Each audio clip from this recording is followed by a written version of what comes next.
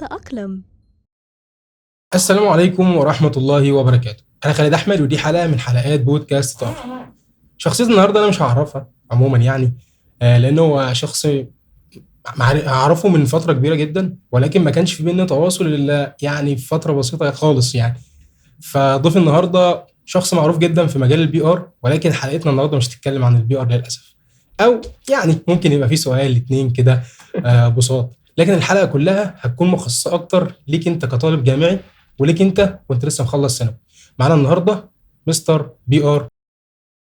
لو نفسك تدخل عالم التسويق بس مش لاقي مسار واضح ومش عارف تبدأ منين، دكان تسويق هنا علشانك. دكان تسويق مجتمع أكاديمي بيساعد الشباب الجامعيين وحديثي التخرج لدخول عالم التسويق، وده من خلال كورسز ووركشوبس وويبينارز في كل تخصصات التسويق بلا استثناء.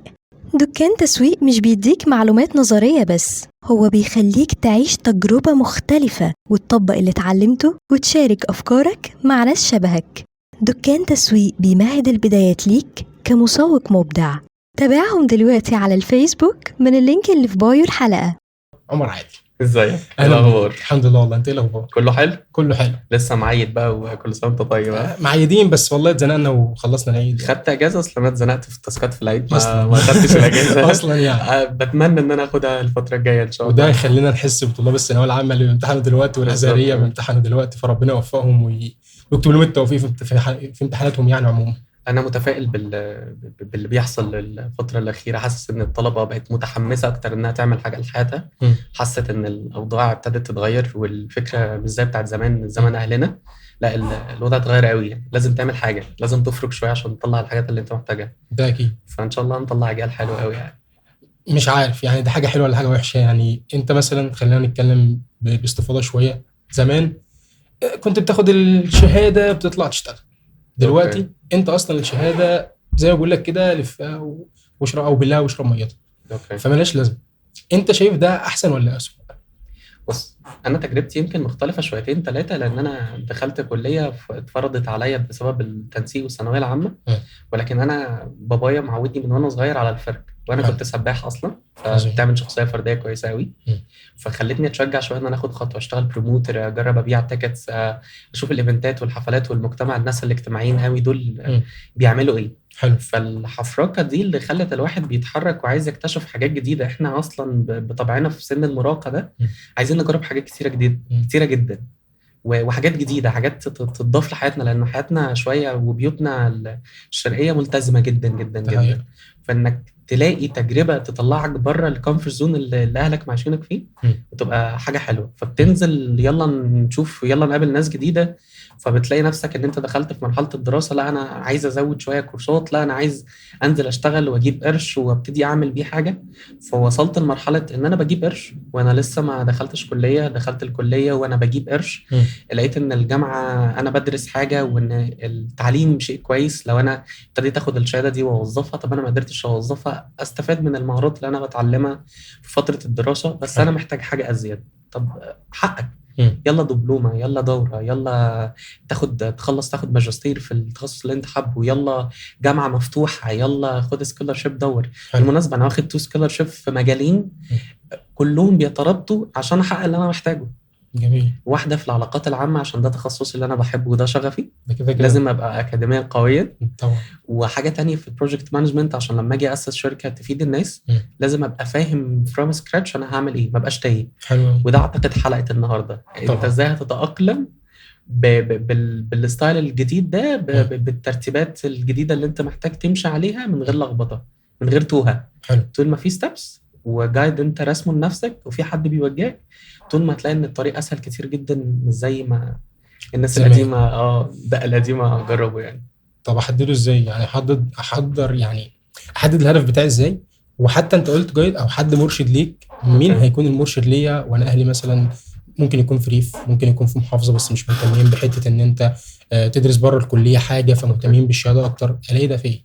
اكتر غلطه ممكن الشباب بيقعوا فيها ان هم بيسالوا بعض حبيبي انا وانت في نفس الكليه مم. ومفيش حد فينا اتخرج ومفيش حد فينا اشتغل. حلو. فانت بتسالني بناء على ايه؟ ايه تجربتك انت وخبرتك عشان تقول لي. حلو. لكن في ناس تانية اتخرجت خارجين الكليات، وفي ناس من الاوائل، وفي ناس اللي متعينه في شغل. انت شايف حد محتاج تبقى في نفس البوزيشن بتاعه، روح واساله هو انت وصلت هنا ازاي. حلو. فالجيرني مش شرط تطبق هي مم. ولكن الخطوات والاخطاء اللي هو واقع فيها انت تقدر تتفاداها عظيم. عشان تاخد جزئيه من التراك. فلما اتكلم مع ده وده وده وده هتجمع الديفينيشن او التفاصيل الكامله للتجربه اللي هتحاول تخلق ليها تجربه مختلفه لذاتك. مم. فتتوجه. طب انا تايه، انا معرفش اعمل ايه. بالظبط. احنا من ساعه ما اتولدنا واحنا هنفضل تايهين لحد ما هنفضل تايهين. ليه احنا تايهين؟ عشان احنا ما سالناش من الاول احنا موجودين هنا ليه. صديقي العزيز، انت موجود هنا عشان تعبد ربنا. طبعا. طالما انت عرفت سبب وجودك، فكل فعل في حياتك وتوجيهك في حياتك هيبقى لطاعة ربنا. اي عمل ايا كان اللي من ضمنه شغلك.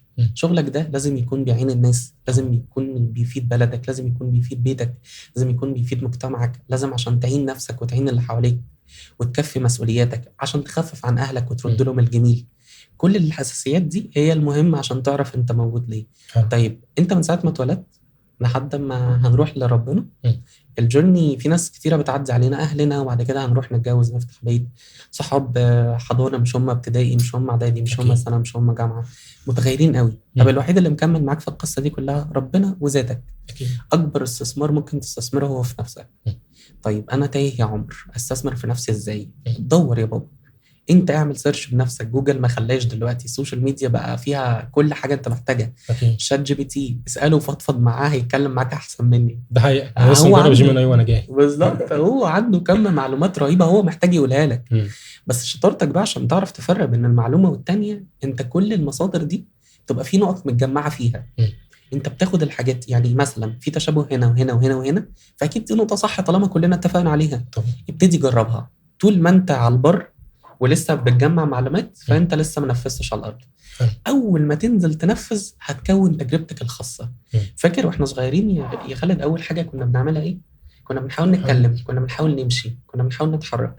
كم مره وقعنا عشان نمشي نتعلم بس الزحف ده انت ما تعدش. طب كم مره حاولنا نقول بابا بس خلي بالك ده بتعمل مشاكل. ما تفكرنيش بالذكريات القديمه. فبعد عنها. بالمناسبه انت اول حاجه قلتها بابا ولا ماما ولا مش؟ الصراحه ما حدش حكى لي، بس انا كنت مغلبهم في البيت عموما. ايوه. فممكن هم اصلا ما يكونوش عارفين انا عملت ايه. في نظريه بتقول لك الاشقياء وهم صغيرين بيبقوا وهم كبار اهدى، والعكس صحيح. اللهم صح كده. اللهم بجد يعني اتمنى ده بجد يعني. هم في حد قال لي انت هديت كتير، بس انا مش من النوع اللي كنت بقى يعني بخرج كتير او كده، لا، بس كنت بعذب والدتي ووالدي في كذا حاجه. اعتقد الشباب مؤخرا كلهم ما بقوش هاديين خالص، والجيل كله طالع شبه بعضه قوي. انا هديت من اولى اعدادي. أيوة. سبحان الله. قبل المرحله دي كنت يعني ما فيش سمعان كلام خالص. بالظبط. بص، هو ترويض النفس بيجي من الخبرات والتجارب. فزي ما بقول لك، عايز تتعلم اي حاجه في الدنيا، عايز تعدل اي سلوك في الدنيا، جرب وخطوه خطوه ولاحظ واكتب ملاحظاتك، هتلاقي نفسك بتتطور لوحدك. حلوه. وخد بالك هي الدنيا كلها ممارسه. يعني احنا كم مره المجتمع اللي حوالينا واهلنا بيأثروا فينا مثلا في اللغه العربيه، عشان احنا اتولدنا في مجتمع بيتكلم اللغه فاتكلمنا عربي. لو كنا اتولدنا في امريكا في مجتمع بيتكلم امريكي كنا اتكلمنا امريكي. بالظبط نفس الكونسبت. فطول ما انت في ظروف بتخليك تمارس، طول ما انت هيبقى عندك هتكون حصيله معلوماتيه، هتكون معرفه، هتكون مهارات، هتكون خبره اللي بتخليك قادر ان انت تعمل اي حاجه في الدنيا. ده اكيد. طيب حلوه الخبرات وحلوه اللي انا احدد هدفي والحاجات دي كلها. يعني تنصحني بايه او الخطوات اللي انا ممكن اعملها ما بعد الثانويه بالظبط؟ انا راجل جبت المجموع سواء حلو او وحش. اوكي. اكبر مشكله بتواجهنا هو بعبع الثانويه العامه وكليات القمه. وفي ناس كتير اتكلمت عن الموضوع ده، بس انا مش جاي بصراحه اتكلم عن الموضوع ده. في الاول وفي الاخر احنا في حياتنا دي محدش فينا عارف قدره ومحدش فينا عارف رزقه. انت مطالب بالسعي.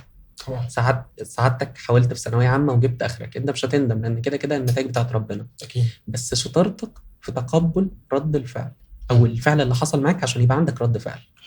انا ربنا هيقدم لي النتائج. بص يا عمر، انت هتخش كليه كذا وده التنسيق وده كذا. انت تقبلت الواقع واستسلمت للموضوع، فده رد فعلك، فما تجيش تندم على النتائج تاني، انت اللي قررت. طب انت ابتديت تاخد اكشن. ماشي، انا التنسيق جابني ايا كان جابني فين، فانا لازم اكتشف نفسي الاول، اشوف ميولي ايه، انا بحب ايه. انا بحب الفرق، انا بحب القعده على اللابتوب، انا بحب انزل وانزل ايفنتات واحضر واحتك بالناس، انا بحب اتعامل مع عقول الناس، انا بحب اقدم خدمات للناس. بتبتدي تكتشف نفسك. تاني خطوه، انا اكتشفت نفسي، طب وبعدين محتاج تعمل ايه؟ ده انا لسه ما عنديش معلومات عن نفسي، ما عنديش معلومات عن الكليات، ما عنديش معلومات عن الميول. عندك حل من اتنين، حضرتك بتعمل سيرش وبتشوف حد شاطر عنده خبره تحت بند المينتور او الكارير كوتش. حلو. الكارير كوتش بيسمع منك ويبتدي يقول لك والله انت تقدر تعمل كذا في الكارير، تاخد ديسيجن كذا، تحكي له مشكلتك ويكتب لك على روشته. طيب المينتور بيبقى ملم بتجربتك كامله، ممكن يبقى مينتور في حياتك كلها. حلو. فهو عارف انت تحركاتك عامله ازاي وشخصيتك عامله ازاي. فيجي يقول لك والله يا خالد، انت الكليات اللي شبهك او المجالات اللي شبهك هي زي مثلا الماركتنج والبي ار والسيلز والحاجات اللي فيها احتكاك، الحاجات اللي فيها نقاش ومفاوضه. حلو. فانت من هنا بتجمع انا انفع في الحاجات دي. طب ما اجمع عنهم معلومات، جمعت معلومات ما فهمتش قوي، اسال ناس شاطره في المجال، ممتاز، ادوني علم بس انا ما جربتش، اقعد اذاكر كويس قوي، اخد كورسات، اجرب بعملي بايدي. بعد كده هيبقى عندي المقدره. اكبر مشكله بتواجهنا، انا بقدم على تدريب وما بتقبلش. ده حقيقة. انا رايح اتعلم في التدريب. لا يا بابا، التدريب اتعمل عشان تطبق المعلومات والعلم اللي انت اتعلمته. مش سعيد، انت اسعى وتعالى لي قول لي انا سعيد، اتفضل. دي الملخص بالظبط، دي الحصيله المعلوماتيه اللي انا استفدت بيها. انا محتاج اجرب عملي، يلا ننزل نجرب عملي وانا ابتدي اوجهك، اقول لك ده صح ده غلط، زي حته المشي اللي احنا كنا لسه بنتكلم عنها. حلو. طيب خلاص انا جربت، مش انا بتعلم باخد خبره طبعا. طيب مش انا بمارس وبحتك بناس، فانا بكتسب مهارات لان انا بقيت في مناخ مشابه للمناخ اللي انا محتاج اشتغل فيه. ده هتبقى بني ادم خلاص مش تايه. انا بقيت عارف المجالات اللي شبهي وبقيت اجربها. طب وانا بعمل ده لازم ابقى مذاكر كويس قوي السوق بقى محتاج ايه. تغيرات السوق دي موجوده على طول وظاهره، انت محتاج بس تقرا شويه وتبقى متابع وتشتغل على نفسك. هتلاقي نفسك لا، هو في توجه دلوقتي للذكاء الاصطناعي، في توجه للتسويق، كل فتره وليها وقتها. شطارتك انت في ادراكك للفتره دي محتاجه ايه عشان تبتدي تاخد فيها خطوات كويسه تخليك تقول لا انا مش تايه، انا عارف انا عايز ايه وانا قادر اشتغل في المجال ده. لا، وبقى عندي حصيله من الخبرات، عدد سنين متراكمه اللي تخليني اترقب واستقر، واللي تخليني معايا مرتب يخليني اطور واستثمر في نفسي. زي ما قلت لك هي رحله فرديه قوي، اكيد. فلازم تستثمر في نفسك عشان تلاقي نفسك مش هتخونك، نفسك بتعينك وبتساعدك على التجربه اللي انت عايز تمشي عليها. حلو، كلام جميل، يعني عشان يكون كلام جميل جدا. انا واحد، انا هقول لك تجربتي. انا مثلا خلصت الثانوي من هنا، اوكي، دخلت ولا كليه، كنتش عارف اي حاجه، ممتاز، ولا عارف احدد شغفي. انا واحد كنت قاعد في البيت 24 ساعه، تروح هنا ولا تروح هنا، ولا تعرف ده ولا تعرف ده. فمجرد ان انا اجي الكليه اصلا وحدد الحاجات اللي انت بتقولها ده، بالنسبه لي ده خيال. يعني ممتاز. هعمل ده ازاي؟ يعني تنصحني بمين، او تنصحني اشوف مين، او تنصحني في مجال ايه؟ فالحاجه اللي هي العامه دي بتحسسك يعني برضه اعمل ايه؟ انا مش فاهم. انا كواحد كنت في الفتره دي، لو انت كنت قلت لي الكلام ده كنت اقول لك انا مش فاهم، انا مش عارف انا اعمل ايه. قول لي خطوات 1 2 3 اقدر اعملها في البدايه عشان اقدر اوصل للحاجه اللي انا عايز اوصل لها. اكتر حاجه بنقابلها الفتره الاخيره الناس تقول لي بص يا عمر، انا عايزك تتبناني، انا تايه، انا مش عارف اعمل ايه. انا اتخرجت من اعلام وانا ما طبقتش بعملي بايدي. انا عايز اخد خطوه بس مش عارف اخد خطوه مع نفسي، اعمل ايه، اتصرف ازاي؟ فاكتر النصائح اللي كنت بنصحها، اولا اسمع اهلك ليهم تجربه قويه جدا، في منها يتناسب معاك وفي منها ما يتناسبش. خد اللي يتناسب معاك. انا خلي بالك ما تقعش في الغلطات دي. الخبره دي خلاصه الفشل والسقوط ده هو ده اللي بيعلمك اصلا، مش النجاح. ماشي انت نجحت، ممكن التجربه ما تظبطش معاك بالظبط، لكن فشلك هو اللي ممكن اتعلم منه ازاي اتفاداه وانجح في فشلك. وكده كلنا بنتعلم من الفشل. طيب انا دخلت اولى جامعه، اول حاجه اصلا انت مش بتفكر. انت هتلاقي الجامعه كده رسمه لك تراك ومنهج علمي انت بتمشي عليه.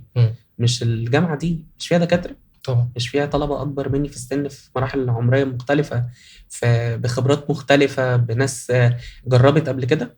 انزل اساله. طب ما عندك انشطه طلابيه في الجامعه. النشاط الطلابي ده اصلا هدفه ان انت تعمل مجموعه من المهارات، مجموعه من الاكتيفيتي تخليك تكتسب مجموعه مهارات. بس انا عايزك ما تنغمس في حاجه، انا عايزك ما تغرقش في حاجه على حساب بقيه الحاجات.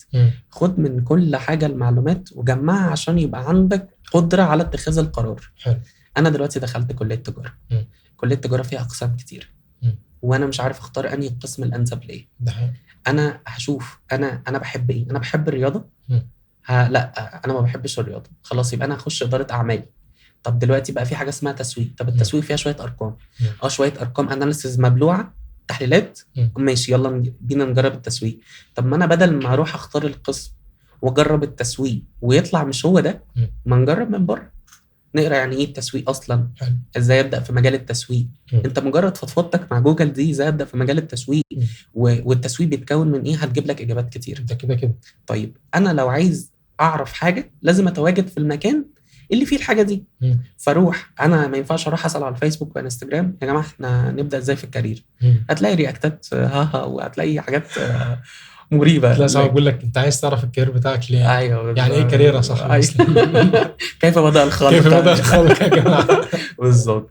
لكن لما تيجي تروح تسال على لينكدين يا جماعه انا عايزه ابدا انا تايه، فهتلاقي بالكونكشنز اللي انت عاملها بان انت بتضيف الناس الشاطره في الماركتنج، ودي مستعبه هي كيوردز اصلا، بكتب ماركتنج، فهتلاقي ناس كتيره واخده الوظائف دي. بحدد الناس اللي كاتبه البوزيشنز بتاعتها او المسميات الوظيفيه بتاعتها اللي هي خاصه بالتسويق، هبتدي الناس دي تظهر لي. طب يا جماعه انا تايه، انكم بقى تبلوني يساعدوني.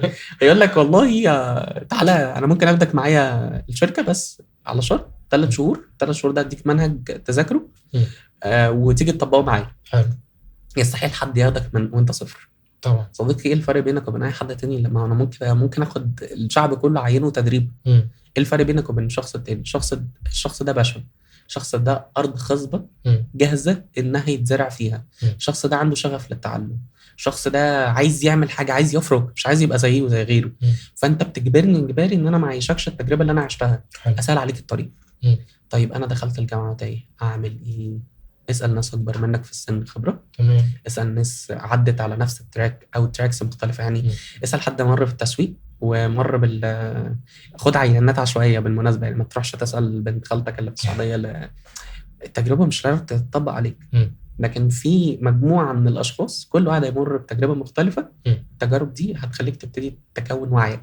حلو. طب دكاتره الجامعه اللي بقى لهم 20 ولا 60 سنه عايشين في تدريس في الجامعه، اسالهم هيدلوك، هيسالوك حتى لو مسالك جده، بس هو ملم بماده علميه خطيره انت محتاجها، هتستفاد منه اجباري. طبعا هيقول لك حاجه وده هيقول لك حاجه وده هيقول لك حاجه وده هيقول لك حاجه، ومش هتتعلم غير لما تشمر وتنزل تطبق بايدك.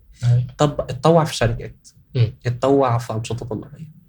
التطوع كويس جدا بالمناسبه، بس الاسراف فيه غلط. كنت لسه هسألك في الحته دي، يعني في انشطه طلابيه معلش في الكلمه هو اسمها نشاط طلابي. اوكي. طب بتعملوا ايه؟ احنا بالحب عندنا ايفنت النهارده هنعمله، فاحنا كده عملنا الدنيا وكسرنا الارقام والدنيا لذيذه. اوكي. باجي اشوف مثلا، يعني انت بتقول خش نشاط طلاب، انا واحد كنت ممبر في نشاط طلاب. ممتاز. الداتا اللي انا خدتها من ممبر، لو انا خدت الوقت بتاع الممبر ده ورحت بيه قعدت على اليوتيوب او على جوجل او على الحاجات دي كلها، انا متاكد ان انا كنت هطلع بالمحتوى ده مثلا اضرب 200% او 300%، وانا في نشاط طلاب اهو. فدايما بحس ان الممبر ده ما بياخدش حاجه، يعني بحسه كده حاجات قشور. انا عارف ان هو على قد سنه وعلى قد مستواه وان هو لسه بادئ والحاجات دي كلها، بس حقيقي لو انت سمعت الجوجل وسمعت اليوتيوب ورحت نشاط طلاب مش هتحس بفرق. اوكي. طيب سيبك من المسميات ماشي. وممبر وديليجيت وهيد وكده، لان كل دي مسميات خرافيه اخترعها النشطاء في الانشطه الطلابيه عشان نبان نفسنا، عشان نبان كاريزما. عشان خلاص يا جماعه انا السنه الجايه همشي ومش خلينا نتفق على حاجه، ان كلنا بنحتاج ان احنا نحس ان احنا متشافين وان احنا متقدرين وان احنا بنأشيف اي حاجه. حلو. الجامعات زمان كانت بتخدم قوي على الانشطه الطلابيه وعلى فكره ان يطلع كادر جاهز ومؤهل. وابتدت كليات بالمناسبه الفتره الاخيره تركز قوي على ده، على فكره تاهيل الطلبه. كانت بتعملها المدارس الداخليه زمان، تعيشك في مجتمع كده كانك كامب، تعيشك التجربه كامله وتخليك تجرب بنفسك عشان لما تنزل لوحدك تعرف تطبق. الانشطه الطلابيه اتغيرت شويتين 3، بدل ما هي بقت نظام محاكاه للشركات، احنا بنألف على مزاجنا بناء على التوجه بتاع الليدر. طيب انا امتى اتخطى ده وانزل في مكان صح؟ حلو. صديقي العزيز، هو النشاط الطلابي ده عباره عن ايه؟ عباره عن مجموعه من الافراد اللي عندهم مجموعه من الخبرات مع اختلاف التدرج في الخبرات اللي بيوصلني في الاخر ان انا اوصل ان انا ابقى فاهم انا هعمل ايه. حلو. طيب ما انا اختار الهيد بتاعي، انا اختار الشخص اللي عنده خبرة وعنده تجارب كويسة وابتدي ده اللي انزل معاه عشان يدلني. رقم 2، الانشطة الطلابية بتديك مساحة عك. حلو. مساحة العك دي ممكن ما تبقاش مقبولة في الشركات بنسبة كبيرة قوي. اصل انا مش جايبك تخسرني، انا مش جايبك تجرب فيا، دي فلوس. لكن في الانشطة الطلابية هو نظام محاكاة في الاول وفي الاخر، فالخسائر اقل، فيلا انزل جرب. حلو. طيب مش عايز اجرب في انشطة الطلابية ونظام الجامعات عك، في مؤسسات ومبادرات كل الهدف بتاعها انها تفيد الناس، كون جزء منها، ابتدي استفاد من المحتوى اللي بيقدموه، لان انت لازم طباخ السم بيدوق، اكيد لازم تدوق هم بيعملوا ايه الاول. اقتنعت، اشتريت، وسالت حد خبره. دايما اسال اهل الخبره، مش عيب. لكل واحد تخصص، وكل واحد في تخصصه هيفيدك وهينقل لك اللي انت محتاجه. طيب سالت اهل العلم ودلك واطمنت وقعدت معاهم فتره، جربت، استريحت كمل، ما استريحتش مش مجبر باي شكل من الاشكال تكمل في مكان انت مش مستريح فيه. حلو. استفاد من الخبرات اللي موجوده، استفاد من التجارب العملي، انزل افرك وعك وجرب اكتر من قسم، وادي لنفسك مساحه وقت. انا اجرب القسم ده 3 شهور، القسم ده 3 شهور، القسم ده 3 شهور. طيب ما تعكش وتجرب القسم ده في ال3 شهور ده مع قسم تاني وتالت، هتوه. طب لو انا دخلت في قسم وبدل ما انا اشتغل في 3 شهور عصرت على نفسي ليمونه وبقيت اشتغل يوميا عليه، اذاكر، اطبق، اجرب، اتعلم، ال3 شهور هتبقى شهر. فبدل ما انت تقعد سنه في 4 مجالات، هتلاقي نفسك انت قعدت 4 شهور ب4 مجالات، والسنه كلها 12 شهر ب12 مجال. هتلاقي المده بتبتدي تقل، لان انت كونت خبرات، بقى عندك خبره صايعه قوي في المذاكره. بالظبط. هتبتدي تطبقها على ارض الواقع. حلو. يعني انت شايف ان المحاكاه بتاعت الانشطه الطلابيه لو انت عملتها صح هتعرف تشتغل، او هتلاقي تدريب على الاقل. انت تاخد منها معلومه بس مش هتضمن لك التدريب الحقيقي هيجي لك. يعني لما مش هتضمن التعليم. اديك الوصفه السحريه بس ما تقولش لحد. يلا بينا اعزائي المستمعين. ده حاجه خاصه بالبودكاست تتاقلم بس. الوصفه السريه عشان تتاقلم هي KSA، مش السعوديه. لا احنا كلنا نفسنا نروح السعوديه ونقبض بريال، بس لا مش السعوديه، دولار يا صاحبي. صح. ريال ايه؟ ما بقاش في دولار يا صاحبي. بقى اللهم احفظنا من السيره دي. خلاص ربنا يحفظنا. ايوه بس خلينا في الريال. نوصل له بس. KSA هي معادله لذيذه كده، واكتب ورايا. الكي هي مقسمه لجزئين، انفورميشن والنولج، يعني معلومات ومعرفه. المعلومات يا سيدي هلاقيها فين يا ست الكل؟ هنلاقيها فين؟ هنلاقيها في جوجل. هنلاقيها في ChatGPT. حلو. هنلاقيها مع الناس اللي عندها معلومات، هنلاقيها في الايفنتات اللي ممكن تنزلها وتسمع لشخص عنده 20 سنه خبره وجاي يقول لك خبرته في 10 دقايق، وانت تاخد الخبره دي. احنا ما بنستوعب هو جاي ينفخنا ولا ايه. لا هو مش جاي ينفخك، هو جاي يقول لك انا عملت ايه، مش جاي يكلمك عن نفسه، هو جاي يقول لك انا تجربتي كذا. اساله وقول له انت فشلت في، ما تسالوش انت ناجح ازاي، قول له انت فشلت ازاي. هيبتدي يقول لك انا عملت 1 2 3 4 5 دي فتجربه فشلي. انت تراكم مجموعه من المحاولات الفاشله لتكوين شخص ناجح. بالمناسبه النجاح والفشل شيء نسبي جدا جدا. اللي ناجح معايا ممكن ما يبقاش ناجح معاك، فهي الستوري بتاعتك. بس ما تنساش انا غششتك حاجه صغننه. النجاح لاكتر من الكاسي. النجاح هنا مش نجاح دنيوي، نجاح اخروي. فالرك مش انا عملت ايه في الدنيا، انا اعمالي ايه في الدنيا اللي هتوصلني للهدف اللي انا محتاجه، اللي هي الاخره ورضا ربنا. فخليك صايع وذكي، بس ما تخليش نتوه من المعادله الثانيه KSA. زي ما قلت لك، جمع معلومات، والمعلومات دي هتبتدي تكون لك فكر. بعد كده معرفة، كورسات عملي. يلا عشان نتعلم عملي يبقى عندنا الأساس بتاع العلم. هتقول لي ما كتب هتديك معلومات حلوة قوي، تديك علم، بس انت مش أحدث حاجة. فالكورسات المتطورة اللي في منها كتير بيبقى مجاني، واصرف على نفسك ما تكسفش. اعرف ان الكورس اللي انت تدفع ثمنه مثلا سين رقم $35,000، هتلاقي الرقم المرعب ده. يعني الناس بتخاف تدفع 200 جنيه. والله 35,000 بس الناس اللي فاهمة بتدفع أكتر من 200 جنيه. احنا كنا بندفع كتير جدا. كل حد على قد فلوسه. بس مش فكرة كده.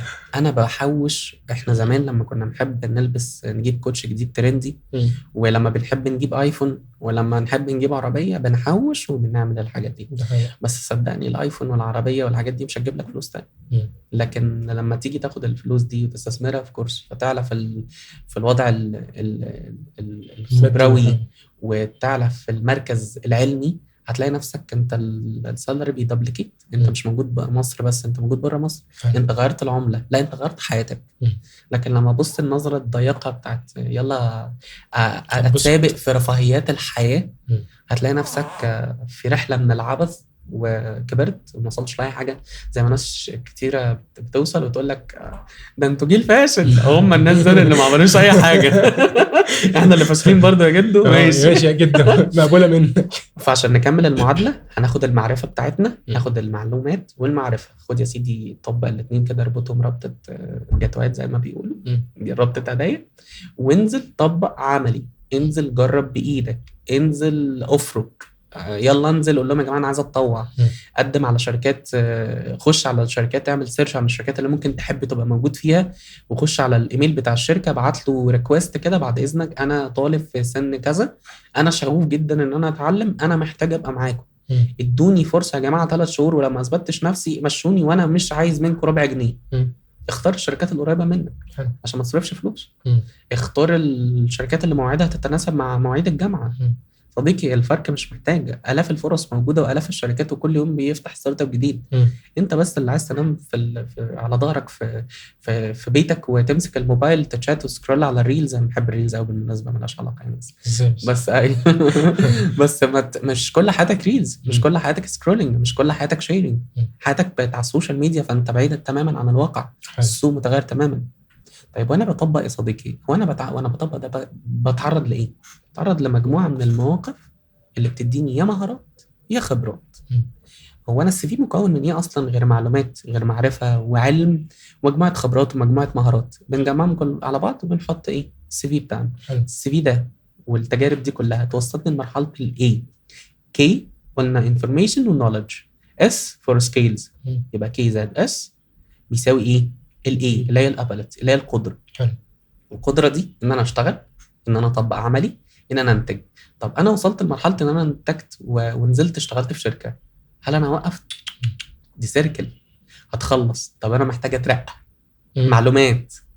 طب خدت معلومات بس انا مش قادر انفذ، معرفه، كورس تاني في درجه اعلى يطورك. طب انا خدت المعرفه، هعمل ايه؟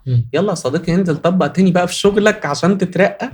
عشان اقول لهم انت بيبقى قبل الترقيه تبقى في مرحله كده هي الاعداد للترقيه عشان يسلموك الشغل. دي فتره تحضيراتك يا صديقي. يلا اثبت نفسك لنفسك.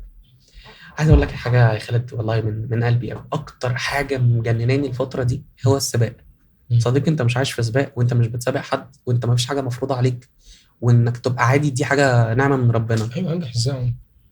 ما هو انجح دي برضو شيء نسبي جدا. ما انا ممكن نجاحي ان انا اكون بيت مستقر بنتقي الله مع بني ادم سوي، نربي اطفال اسويه، وده قمه النجاح. في حد تاني يشوف ان النجاح ان انا اجيب قطعه ارض ومعزتين واربيهم وانا في قمه السعاده. في واحد زي حالتي بقى، انا مش هقول لك مدمن نجاح علي غزلان ده ولا بالمناسبه بحيي صديق علي غزلان. لا القصه مش كده خالص. القصه دلوقتي انا محتاج ايه عشان اوصل لايه. في حد ممكن يشوف الاستقرار هو وظيفه ثابته بمرتب ثابت ببيت هادي ينعم بالحياه مع عائله لطيفه، هو ده نجاحي. واحد زي حالتي بموت في الشغل، انزل اشتغل في الايفنتات واحتك بالناس وكل الناس تتعلم وتستفاد. ده قمه الشغف بتاعي. انا بحس ان انا وانا بفيد الناس. انا بحس ان انا وانا بشتغل في مجال العلاقات العامه، ناس تايهه ومش عارفه تعمل سمعه وانا ببني لهم السمعه. انا جاي احل لك مشاكلك يا صديقي، فلازم تكون انت عندك استعداد لحل مشاكلك. فانا بلاقي النجاح ده. ممكن تاني هو ايه اللي عايش حياته التافهه ده عشان يروح يساعد الناس؟ ساعد نفسك يا صديقي، وهو مش شايف الكادر من عندي. فالتجربه مختلفه تماما، لان انا اللي هتسأل عن التجربه مش حد تاني. انت مش في سباق مع حد، انت في سباق مع نفسك. كل يوم هتبقى احسن ازاي. خلينا نبعد شويه بقى عن الكلام العملي، وخلينا قصدي عن الكلام النظري، وخلينا الشويتين دول بقى نتكلم ان شاء الله في العملي اكتر، ونتكلم تجربه الانسان ممكن توصل بيه لأني مرحله لو نزل وعك. يعني نتكلم عن الفشل اكتر يعني.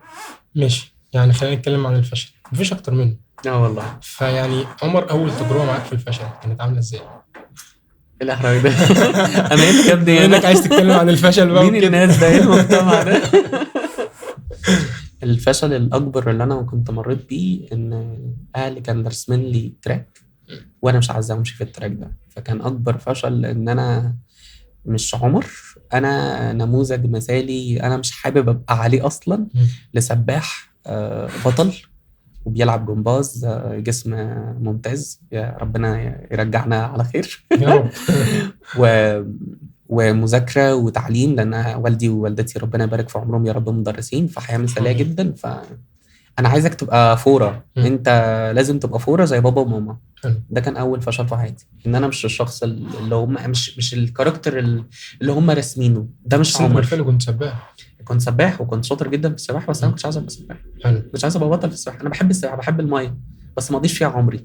ده فشل ليك انت ولا فشل بالنسبه لوجهه نظر اهلك؟ هو فشل ليا انا، لان فشلي الحقيقي ان انا اكون في مكان مش شبهي وبعمل حاجات مش في الوقت ده. كان اول فشل في حياتي بالنسبه لك انت. بالظبط، ان انا بعمل حاجه اصلا انا مش عايز اعملها.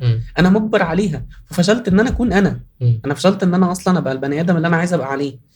فاول ما دخلت في مرحله مين عمر وعايز يبقى ايه وانت فين، كانت خلاص وانا بخلص ثالثه اعدادي وخارج من المدرسه اللي بابا كان مدرس فيها، وانا زي ما بيقولوا حضن بابا لحضن الولاد بتوع ثانوي. بقى انت بقيت راجل. يعني انت برضه خلينا نتكلم برضه بشكل تفصيلي اكتر. اوكي. انت واحد في اعدادي او خلينا نقول في ثانوي حتى. انت هتبقى يعني انت خبرتك ايه في الحياه عشان تحكم انت عاوز ايه اصلا ومش عاوز ايه؟ ممتاز. هو مهما كان اهلك لهم وجهه نظر مختلفه تماما، حتى ممكن ربنا يرزقك بوجهه نفس وجهه النظر، فانت كده خدت كل حاجه من اهلك ومش عايز حاجه تاني منهم. اكيد ربنا يعني شايل لك حاجه ممكن تكون مثلا مش احسن حاجه في حياتك في جانب من الجوانب، بس عموما ديت لو انت عندك الحاجه دي فانت ربنا كرمك بيه. بس هم اهلك عندهم حق، مش عندهم حق ان هم عاوزين يشوفوا نجاحهم فيك، بس عندهم حق ان هم عارفين وجهه يعني النجاح بتاعك عامل ازاي، شايفين الطريق والحاجه اللي انت ممكن تشتغل فيها وشايفينك مميز في حاجه زي دي. فالحته بتاعت اهلك دولت يكونوا حاكمين عليك بحاجه شايفها برضو نسبي زيها زي النجاح بالظبط. بصراحه سؤالك عجبني قوي، بس اغششك اعتراف شديد حصري. حلو. ان لولا تجربتهم ولولا رؤيتهم ولولا توجههم انا كنت هبقى ولد عادي، مش هبقى ولد يعني شايف ان انا الحمد لله مش اخلاقي الحمد لله كويسه، فما كنتش بلعب في الشارع، كنت بروح النادي بصفه مستمره، كنت بحافظ على صحتي، كنت بحافظ على المجتمع اللي انا بتعامل معاه، احتكاكاتي مع انهي مايندسيت اللي خلتني مدرك في سن صغير في ثالثه اعدادي انت عايز تعمل ايه. الالعاب الفرديه اللي هم زرعوها فيا، اعتمد على نفسك، روح النادي الفجر، ارجع من النادي عندك مذاكرتك عندك صلاتك قبل اي حاجه، خلت في بني ادم كويس جدا بيفرق عشان يبقى حاجه. بقى انا عملت لكم اللي انتوا عايزينه. حلو. انا مين؟ فمليون% اسمع كلام اهلك في الاول لحد مرحله معينه، انت المسؤول الوحيد عن رحلتك. اكيد. واهلك هيعرضوك، انا مليون% متفق معاك، بس صدقني اول ما تنجح كله هيدعمك طبعا، بس ما تبقاش متطرف في حلمك. اكيد. ما تعملش حاجه حرام، ما تدورش على الحاجه الترندي، دور على الحاجه اللي ترضي ربنا وتستحق التجربه، وامكانياتك تسمح لك. امكانياتك ما تسمح لكش، دخل نفسك في اعداد عشان امكانياتك تسمح لك. الوقت اللي انا كنت بجرب فيه كان اهلي مدين الثقه لان انا كنت بلعب سباحه، فابتديت ان انا مش هقدر اقول كنت بخون ثقتهم، على قد ما انا ابتديت اجرب شويه حاجات تانية جنب السباحه وجنب المذاكره من غير ما اثر عليها. الحاجات دي اللي خلتني اتعرف على عمر بشكل مختلف واكتشفه. المواقف صدقني يا صديقي انا ما حدش علمني، انا نزلت شمرت وابتديت اروح مجرب. ايوه هو المجالات دي بتقول ايه. انا اول ما نزلت في الايفنت اندستري، كان في الجري كامبس، فاللي هو المركز اليوناني تابع للجامعه الامريكيه. دي نشأتي، دي بدايتي. فكان في ايفنتات وفي حفلات، كنا خارجين من ثوره 2013 وفي حفلات كتيره موجوده، فانت محتاج تجرب. يا انت 2013 عجزت صح؟ عجزنا. انا عارف الانشطه اللي في 21 اصلا. صباح الخير. لا دي بالعكس، التجربه اللي بدري هي اللي بتعلمك. وخليني اخدك شويتين ثلاثه، لو فكرت شويتين هتلاقي بتوع ستيم بادئين بدري دلوقتي، هتلاقي في اولاد عندهم 13 سنه وعندهم البروجكت الخاص بيهم وعندهم بيشتغلوا في الاي اي، بيقدموا سيرفيسز خطيره. مجال فريلانسنج انتشر جدا دلوقتي، انت تقدر تشتغل فريلانس ستايل وتقدر تبيع خدماتك بره مصر. طبعا. فالسن ما بقاش مقياس لاي حاجه، وطول عمره مش مقياس لاي حاجه، لانه عدد ارقام بيزيد وبيقل، مش هو العامل ابدا. ده ممكن نجاحك يبقى في سن كبير. بس خليني اقول لك برضو ان فكره ان انا قديم عشان شمرت بايدي وجربت ان انا اترمي في الميه حرفيا واشوف انا هعرف اعوم ولا لا.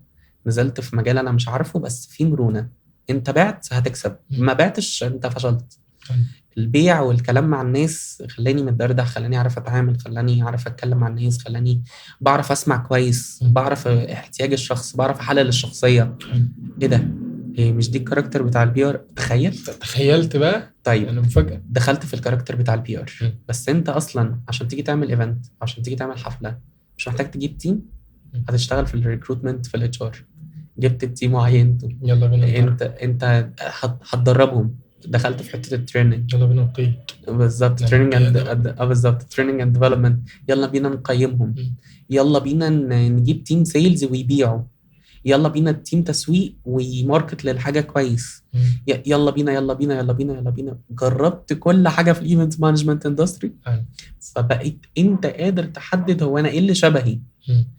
مرة على مرة على مرة، بدل ما انت كنت الصبي في الجزئية دي، مع تراكم الخبرات بقيت انت الشخص الليدر اللي بيوجه. بدل ما انت الصنايعي اللي لسه بيتعلم، لا انت الشاطر اللي المعلم بتاعك بيقول لك يلا يا باشا انطلق وامسك البروجكت من اوله لاخره وشيل شيلتك. فعشان تاخد الثقة دي لازم تنزل تشمر بايدك وتتعور وتتبهدل وتقضي وقت عشان تنجح. على فكرة ما فيش حد بيقول لك ان اعمل نت وانت في البيت، اعمل فلوس وانت في البيت وانت قاعد. حبيبي النجاح بيحب السعي، والسعي بيحب المرمطة. والمرمطة طول ما هي لابتغاء وجه الله وانت عارف ان انا عايز اشتغل بالحلال، ربنا يكرمك ويوسع عليك ويوجهك. وبدل ما انت بتفكر مليون مرة بتحط بلانز، هتلاقي بلانز ربنا اجمل بكتير قوي تتواجه لمناطق احلى بكتير من اختيارك. اللهم لك الحمد على الاماكن اللي احنا بقينا فيها، الحمد لله. والله اعلم احنا هنبقى فين قدام، بس من دلوقتي احنا راضيين وحامدين وشاكرين لربنا على وجودنا في المكان ده وعلى المكان اللي جاي ايا كان هو ايه، واحنا في قمة رضانا الحمد لله. نعم بالله. طيب حلو قوي حتة ان احنا بنسعى، ان احنا ندور، ان احنا نرمي نفسنا في التجربة وجرب على قد ما تقدر يا ابني. في الجامعة كده كده مش عليكش حساب ولا عليك فلوس ولا تروح بقى تدور على جنيه ولا مش جنيه ولا الكلام من ده كله. في حاجة كده احنا لسه ما اتكلمناش عنها، وهي بقى الشهادة. ايوه، أزمة الجامعة. اوكي. هل شايفها مهمة بالقدر الكبير، ولا هي مرحلة وتجربة بتمر بيها زيها زي فترة الثانوي، فترة الإعدادي، أوكي. فترات اللي هي حياتنا بشكل عام؟ طيب انا لما اجي اعينك في الشغل عندي، انا عندي حاجه من اتنين. حلو.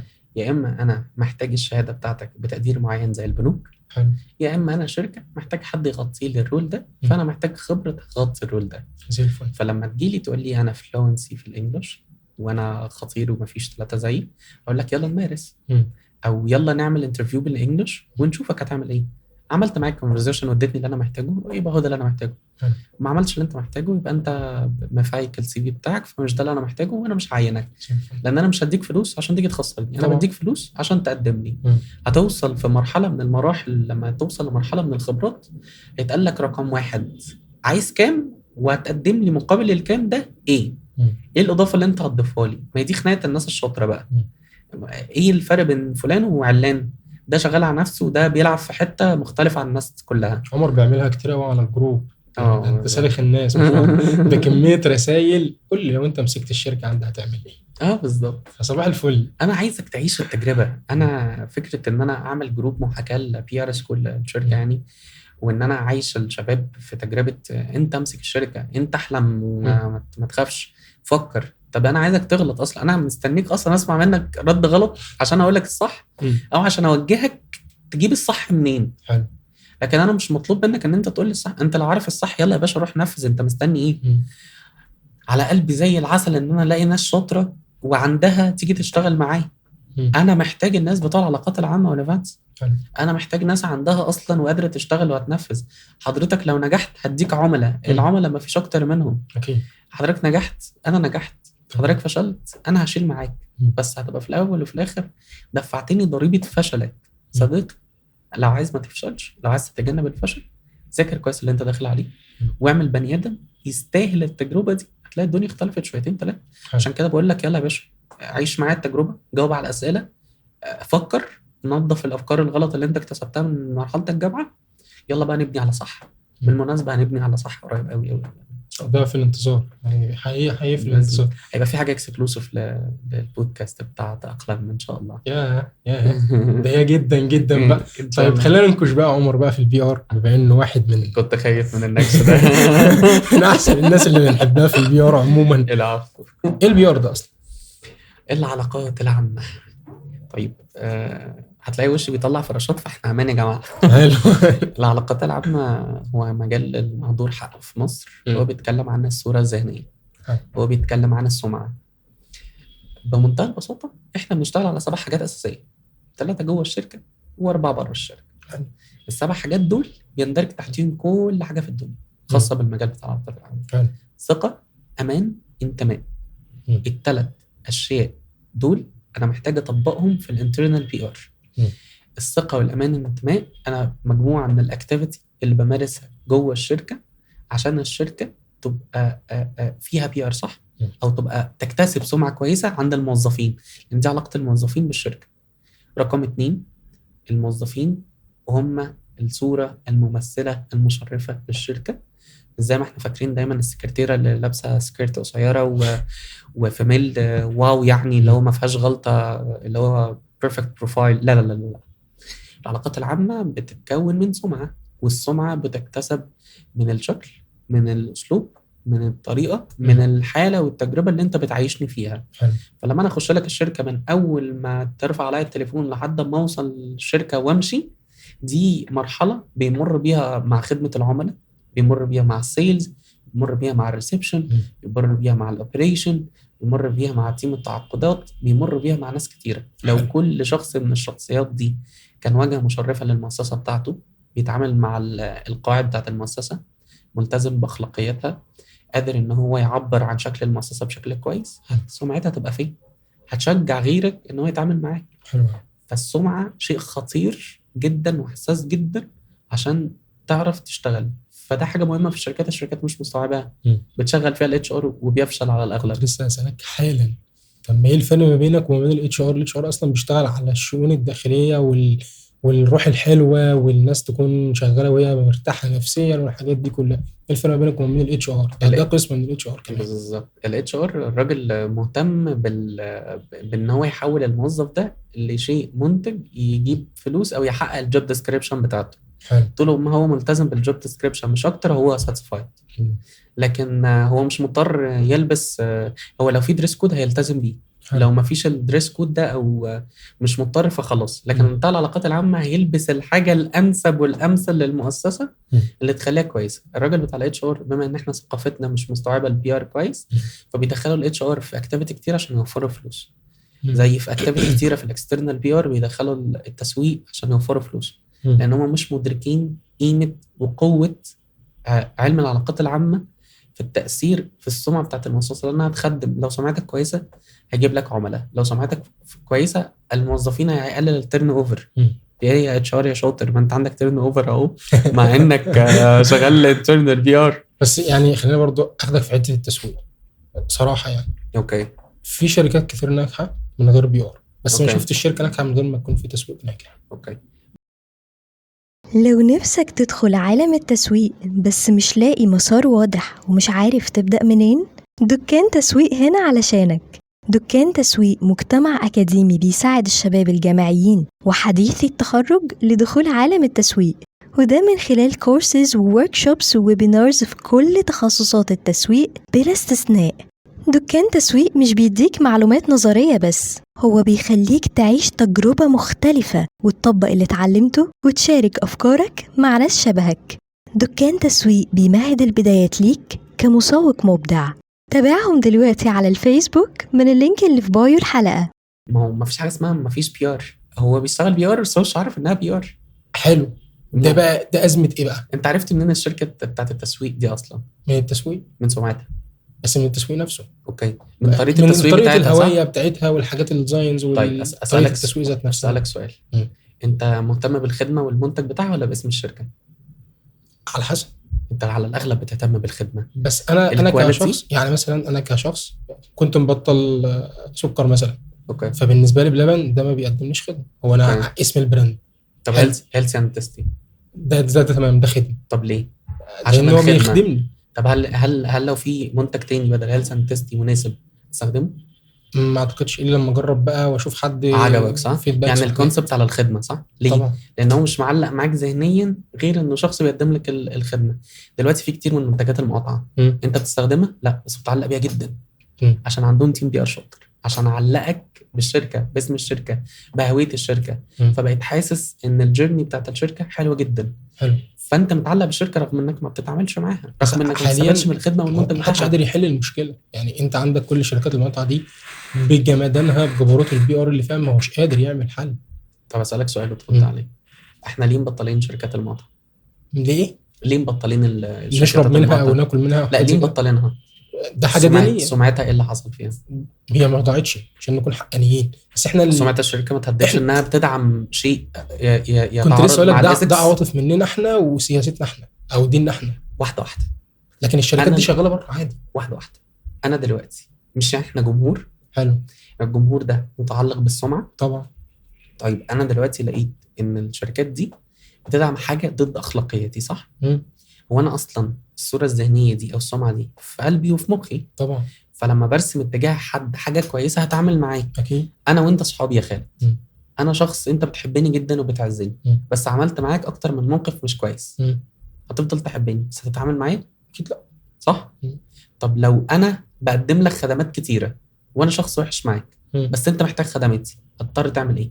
بل الخدمات عادي هتتعامل معايا غيري بس انت مش هتحبني. طبعا. هنا البوينت مهمه جدا.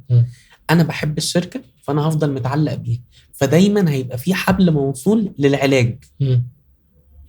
لو طلع اي شركه من شركات المقاطعه باي شكل من الاشكال نفت تماما الدعم ولغت الدعم ودعمت الحد اللي انت عايزه، هترجع لها ولا لا؟ في فئه كبيره هترجع، بس في فئه تانية خسرت خلاص. لا ده بيدعم الجانب بتاعك مش دلوقتي. هو مش بيدعمني، بيدعم ماديا الجانب. اصلا في افكار كتير يا عمر لو جيت تتكلم في الجزء ده. يعني مثلا في افكار ممكن تقول عليها هو حس ان التيار او الموج عالي فهدى الدنيا، وده اول حاجه في البي ار عموما انت بتاخدها في اي مجال. لما تكون التيار عالي هدى الدنيا بقى باداره الازمه. لا هو ما هداش، هو بالفعل نفذ على ارض الواقع خطوات واضحه وقويه وصريحه لعلاج مشاكل هو غلط ووقع فيها. نزل بيان واعترف انا يا سيدي غلطان ان انا كنت بعمل ده شيء غلط.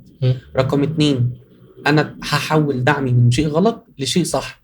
رقم 3 انا هحترم رايك ودماغك، عايز تتعامل معايا تعامل، مش عايز تتعامل معايا هفضل احبك. رقم 4 انا اغير من الفكر والتخيل اللي انت عامله من خلال ان انا هبوش ادفرتايزنج محترمه سواء على التلفزيون، انا هبقى حواليك، انا احسسك ان انا بني ادم تاني واتغيرت. هتضطر انت تجبري ايه؟ تتعاطف معاه. تضطر انت تجبري ايه؟ تشجع الباقي يبقى زيه. تضطر انت تجبري ايه؟ تتعامل معاه لان انت بتحبه اصلا. انت العلاقه باظت عشان تصرفات غلط، بس لو التصرفات اتحسنت انت هتحبه تاني. حلو. طيب التيم بتاع البي ار ده هو مش دارس السوق. يعني لو احنا بنتكلم انت بتقول السمعه والحاجات دي كلها، التيم ده يعني التيم بتاع البي ار بقى، شوف انت كل شركات المقاطعه دي يعني اكبر الشركات على مستوى العالم وهي متحكمه في اقتصاد العالم بنسبه كبيره. الناس البي ار اللي شغالين فيه هل هم ما كانش عندهم علم ان هو لو عمل ده هيخسر كل ده؟ صديقي العزيز، السياسات الداخليه للشركات مش هنحب نتكلم فيها، احنا مش جايين نتكلم في السياسه. حلو. لكن هديك هنتايه بسيطه جدا. انا دلوقتي كازمه، هل حد بيقدر يتنبأ بالازمه الا اللي مذاكر السوق كويس قوي؟ اكيد. طب هل حد يعرف علم الغيب الا ربنا؟ لا طبعا. فوارد ان انا مهما كانت خبرتي اتعرض لازمات اقوى من قدرتي على استيعاب المشاكل. فعلى فكره هي ابتدت تعمل حلول.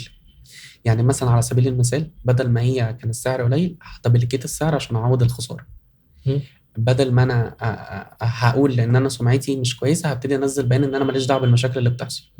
بس احنا عقليتنا وادراكنا بما ان هو ما قدرش يوصل لمخي ويتعامل مع الشخص بشكل صح ما استوعبناش اللي هو عمله.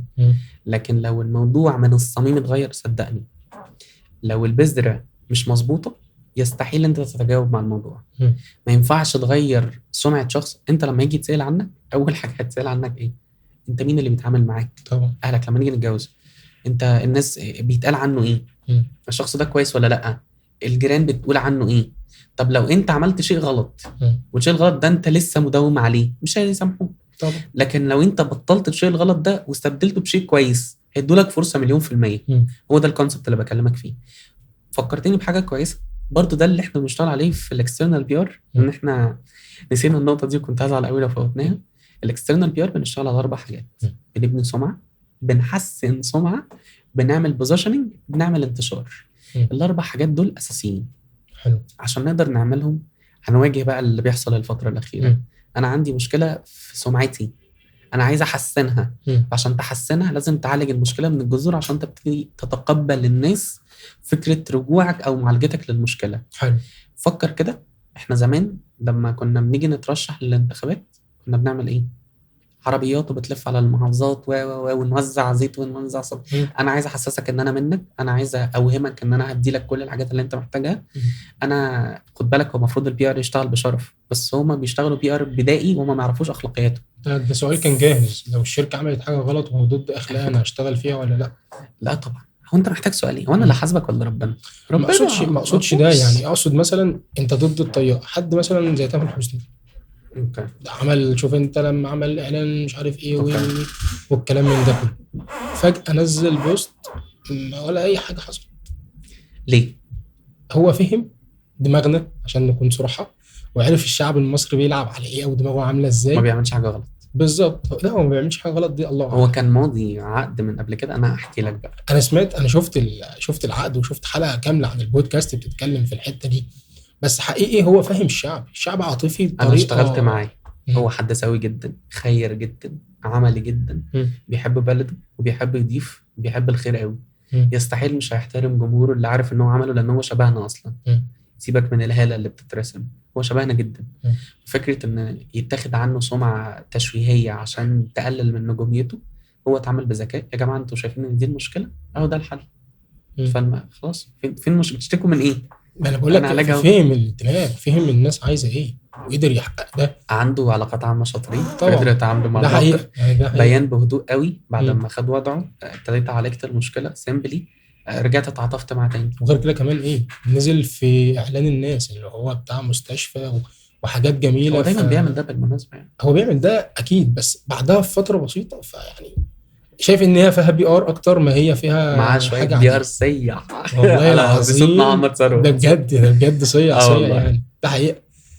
طيب حلو قوي البي ار جدا بصراحه. انا بعمل فايدكم كتير قوي. انا بعمل شركه. اوكي. ايه الخطوات اللي انا ممكن اعملها؟ ان البي ار انا يعني اغلب الناس تقول لك ما بيتقاسش، ولكن انا في الفتره الاخيره لما قرات بدات لا، في ادوات بتقيس نجاح البي ار ونجاح الاستراتيجيه اللي انت بتحطها ونجاح حاجات كتير جدا انت بتعملها في البي ار.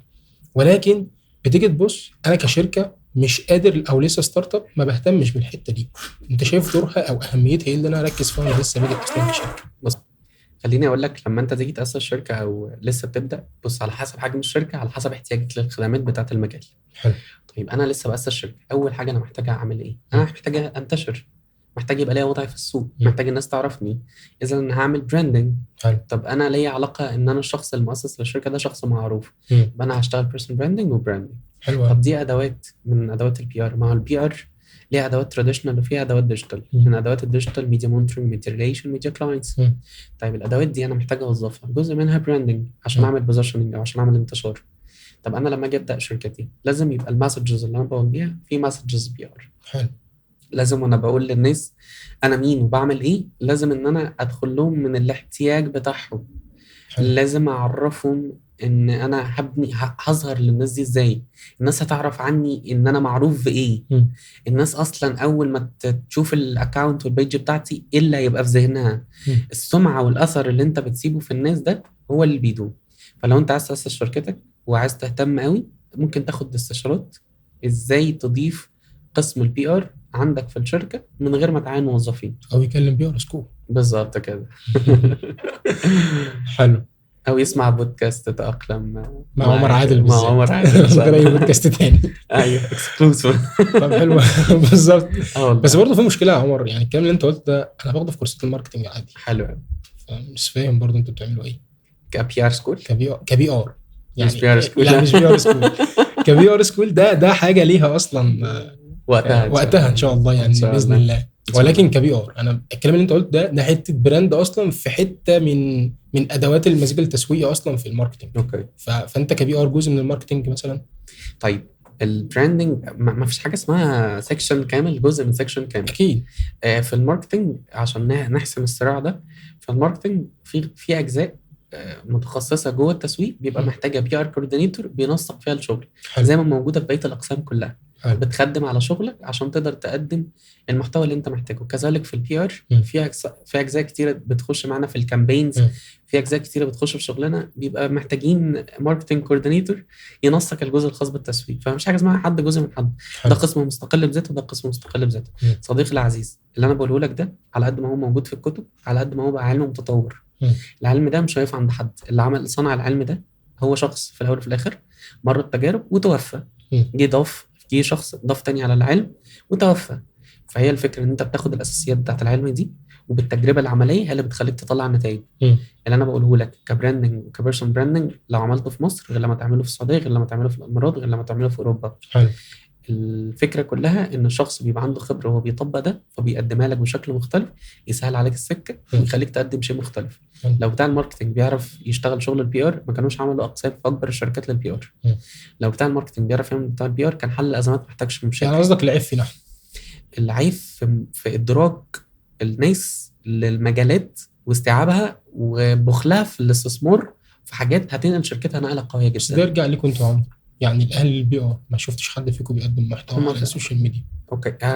احنا جايين يعني الفتره الجايه انتظروني. حاولوا تكتبوا عمر عادل مستر بي ار كده لو في ار سكول هتلاقوا حاجات. اتمنى بجد ان شاء الله يعني اتمنى ده يعني عشان اكون صريح اتمنى ده لان ما فيش حاجه في مصر بتقدم بشكل قوي.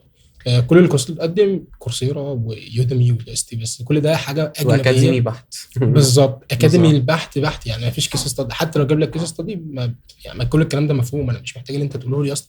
انا كواحد فاهم في الماركتنج مش هقول لك بي ار او فاهم في السيلز هفهم اللي انت بتقوله. واحنا عشان قليلين بس في السوق فتلاقينا احنا مشغولين جدا ومطحونين في الشغل والعملاء بتوعنا فما عندناش الوقت ان احنا نقدم المحتوى ده. بس هيجي علينا وقت ان احنا جزء من شغلنا يعني ودورنا في المجتمع بتاعنا وفي شغلنا ان احنا بننقل الموضوع ده. واعتقد ان انا حاسس ان جاي الوقت ده ان انا ممكن اقدم حاجه تساعد الناس انها تفهم المجال اكتر وتساعد الشركات مجموعه برامج او غيره قبل ما نخش في مرحله جديده في مجال العلاقات العامه وتطورها بالتكنولوجيا لان المجال جاي بقوه جدا مع تطور التكنولوجيا يعني. باذن الله يعني بإذن الله. ان شاء الله اكون واحد من الناس دي في المستقبل يعني ان شاء الله.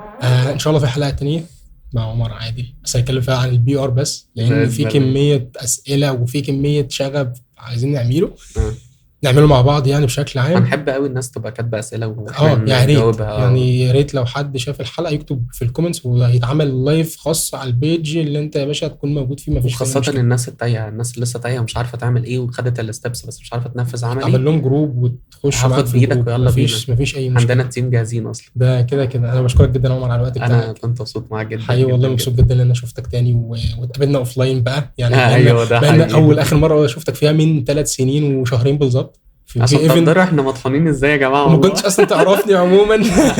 كنت اتشرفت بمعرفتك حقيقي من الناس الشاطره والمجتهده جدا وما ترددتش ابدا ان انا جاي اول ما كلمتني ومتفائل جدا بتاقلم وحاولوا يا جماعه تتاقلموا عشان مجتمعنا والوضع اللي احنا بنمر بيه لو ما تاقلمتش هتزعل جدا وهتتنسي. اسمعوا كلام عمر. وفي النهايه لو كنت بتشوف الحلقه دي على اليوتيوب ما تنساش تعمل اشتراك وتفعل زر الجرس.